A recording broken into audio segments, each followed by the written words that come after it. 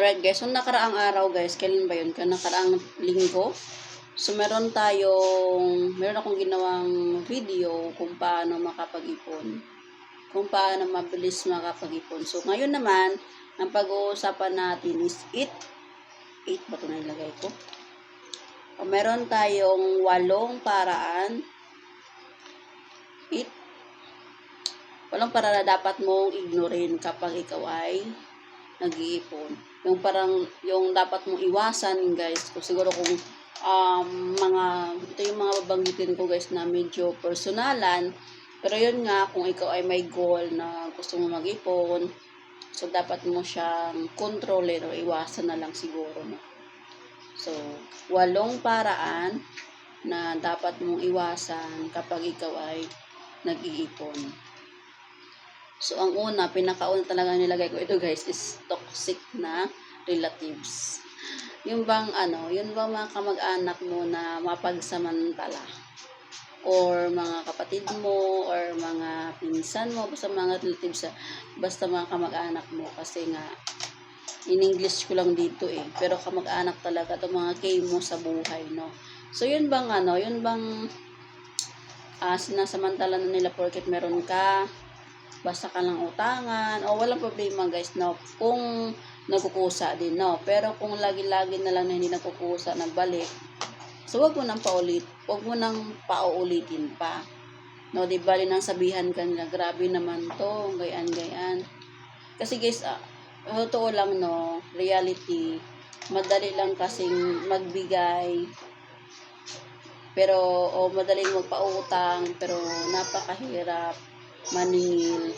Pangit naman kasi yung ikaw ng bigay. So sila hindi, walang pagkukusa, walang balik sa'yo. So kung may goal ka na nagpag-iipon, so iwasan mo itong mga ganitong klaseng tao.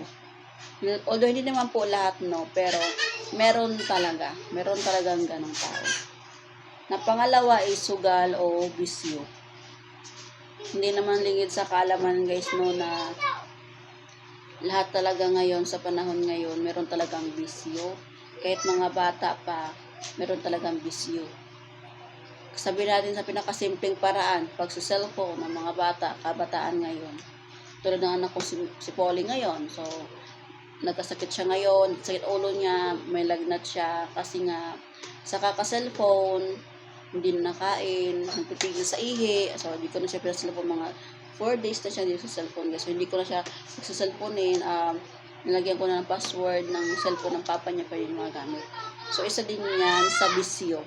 Isa din yan sa matawag mong bisyo, no? So, kung pagsusugal naman sa mga lalaki, pagsusugal mga online sabong, mga gayan, yan, pinaka-worst yan kasi malaki talaga ang kailangan mo dyan pera na ilabas kung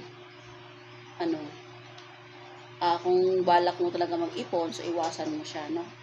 Pangatlo, barkada na palalibre. Sino ba diyang barkadang palalibre dyan? Ako, naalala ko guys, meron ako, kasi matropolit ako sa tao guys, na ako hindi ako palalibre, no? Ako yung tipo na tao na pag nandun sa grupo, ayoko po yung nililibre ako, gusto ko magbigay ako, o tawag doon. Kumbaga, mas maganda kasi yung hati-hati kayo. Pero meron talagang barkada na palalibre lang. Yung naman, sahod mo naman yan, baka naman, libre naman dyan, milk tea naman dyan, Jollibee naman dyan, burger naman dyan, mga gayon, mga ganyan kasing tao. So, iwasan mo sila kapag ikaw ay may goal sa pag-iipon. Okay? Ang pang-apat, pagiging mayabang.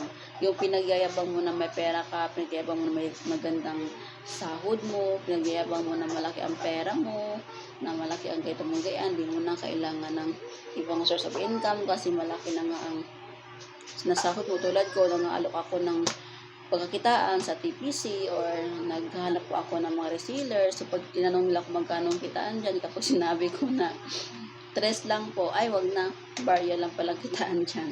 So ini-ignore nila yon. Pero kung meron kang goal sa pag-iipon, syempre maghanap ka ng iba pang source of income, kasi naniniwala ako guys na hindi po sapat na meron ka lang isang source of income. Mas maganda po talaga marami kang source of income. Okay?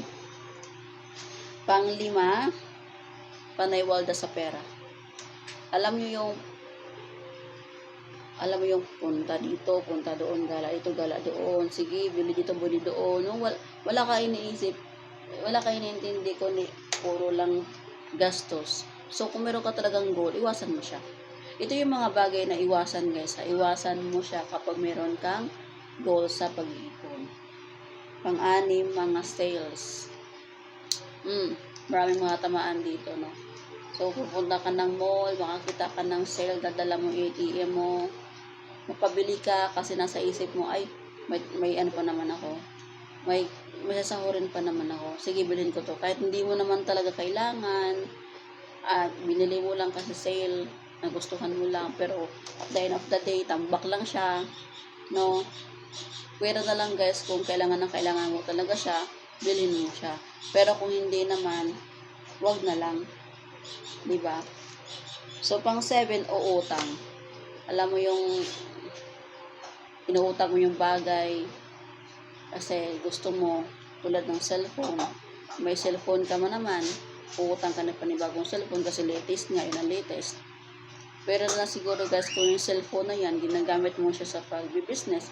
Tulad ko, hindi ako pwede mag-cellphone na mababa lang yung specs niya, guys. Kasi nga, itong cellphone ko, ginagamit ko sa pag-negosyo.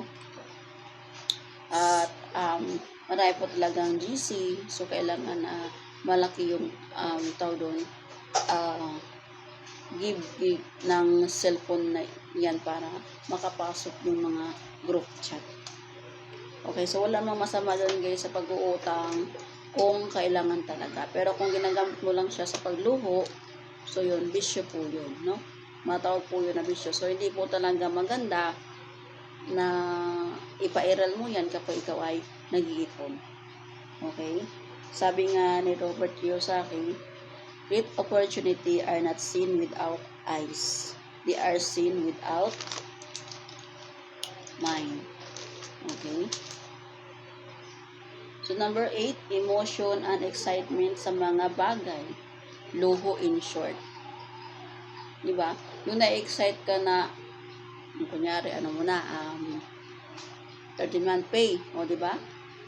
Kadalasan sa mga babae, pag 13-month pay, anong ginagawa? Nagpapasalon. Sana all, no?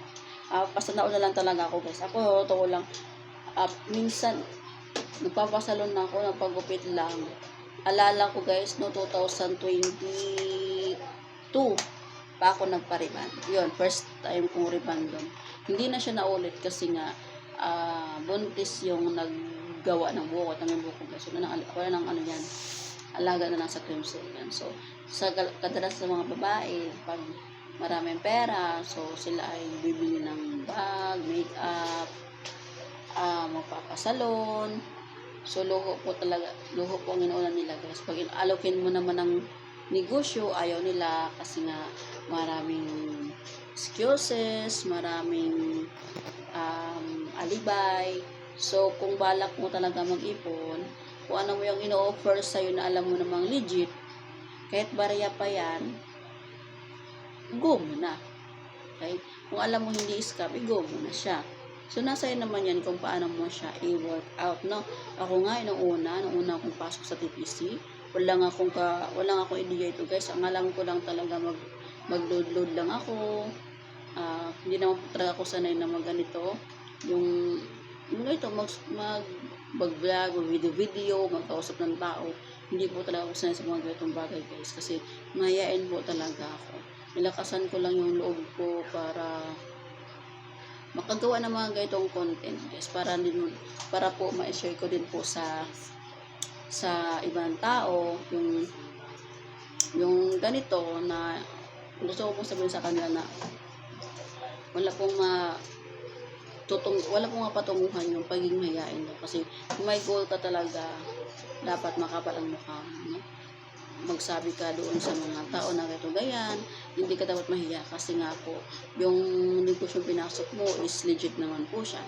So, yun po, guys, no? Yun po ang ating topic for today, yung 8 paraan na dapat mo, o 8 bagay na dapat mong iwasan kapag ikaw ay nag-iipon. So, okay. So, una, toxic na relatives, sugal. Number 2, sugal. Number 3, barkada na pala libre.